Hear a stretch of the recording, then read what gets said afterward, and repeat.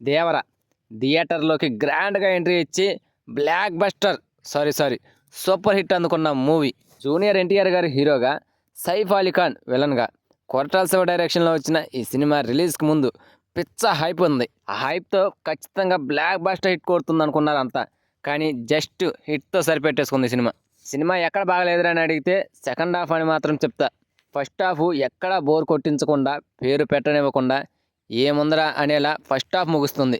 ఆ hero entry కానీ and ఆ స్టోరీ కానీ, విజువల్స్, యాక్షన్ ఘట్టాలు, బీజిఎమ్ అండ్ ఫైనల్లీ ఇంటర్వెల్, ఇవి ఫస్ట్ హాఫ్ని ఓ రేంజ్లో నిలబెట్టేశాయి. ఇక ఆ ఇంటర్వెల్ ట్విస్ట్తో సెకండ్ హాఫ్పై ఇంట్రెస్ట్ పెట్టుకొని మళ్ళీ థియేటర్లోకి వెళ్తే ఆ సెకండ్ హాఫ్ మరీ బోరింగ్గా నీరసం తెప్పించేసింది. ఫస్ట్ హాఫ్ పై చూపించిన ఇంట్రెస్ట్ సెకండ్ హాఫ్ పై చూపించలేకపోయాడు కొరటాల.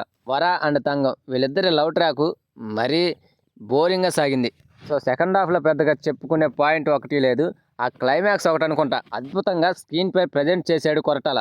ఇక ఫైనల్లీ ఆ క్లైమాక్స్లో వచ్చే ట్విస్ట్ కూడా సెకండ్ పార్ట్ పై ఇంట్రెస్ట్ బాహుబలి రేంజ్లో ఇచ్చింది. ఫైనల్లీ థియేటర్ నుండి బయటకు వచ్చేటప్పుడు మాత్రం ఓవరాల్గా గుడ్ మూవీ అనిపిస్తుంది.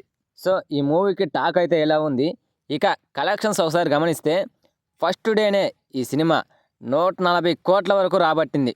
రిలీజ్కి ఇంకో వారం ఉందనగానే ఈ సినిమాకి రికార్డు స్థాయిలో టికెట్స్ బుక్ అవ్వడం, విపరీతమైన హైప్ అండ్ స్టార్ హీరో అవడం వల్ల ఈ సినిమాకి ఆ రేంజ్లో కలెక్షన్స్ వచ్చాయి.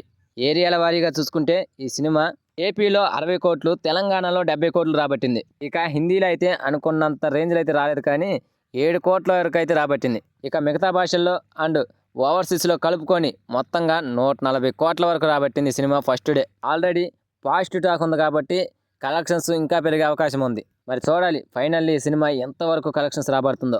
సో అది ఫ్రెండ్స్ మ్యాటర్. ఈ సినిమా మీరు చూసారా? ఈ సినిమాపై మీ ఒపీనియన్ ఏంటో, మీకు ఎలా అనిపించిందో కామెంట్ చేయండి ఫ్రెండ్స్. అలాగే ఈ వీడియో కనుక నచ్చితే ప్లీజ్ గైస్ లైక్ చేయండి, షేర్ చేయండి అండ్ సబ్స్క్రైబ్ చేసుకొని పక్కన ఉన్న బెల్ ఐకాన్ని క్లిక్ చేసుకొని ఆన్లో పెట్టుకోండి ఫ్రెండ్స్ ప్లీజ్.